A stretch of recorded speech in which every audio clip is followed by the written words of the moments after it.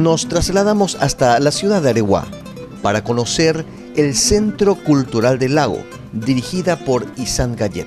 Queremos conocer las actividades intra y extramuros que realiza esta institución para bien de la cultura de Areguá.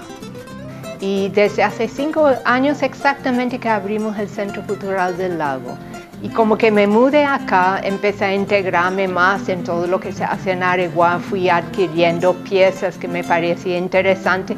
Entonces, a raíz de la colección que fui adquiriendo, decidí abrir un local para mostrar lo que se hace aparte en Areguá. Entonces empecé a organizar talleres.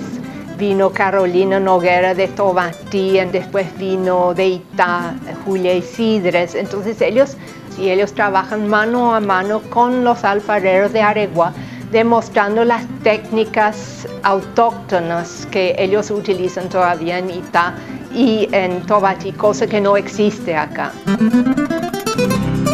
La otra cuestión es el cine, que todos los sábados tenemos cine acá en el microcine. Tratamos de traer a los colegios de Areguá. En los próximos meses con Fondec vamos a llevar a los cineastas a los colegios. Después ellos tienen que ver la película del director que se fue a visitarlo.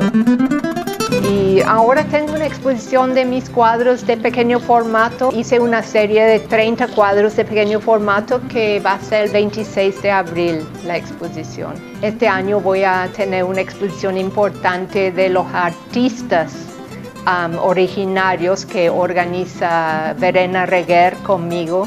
Me volví a incursionar en la parte de confección y estoy por lanzar carteras en Ñandutí. Es decir, no paro, y además que estoy terminando otro libro que tiene que ver con los ayoreos. Hay que salir, hay que hablar con la gente también. Sí, porque es difícil que los alumnos entren acá. Sin embargo, vienen alumnos de Capiatá, de Fernando de la Mora, de San Lorenzo, de Luque, vienen acá. Deberían acercarse más. El cine es gratis. Pasamos muy buenas películas.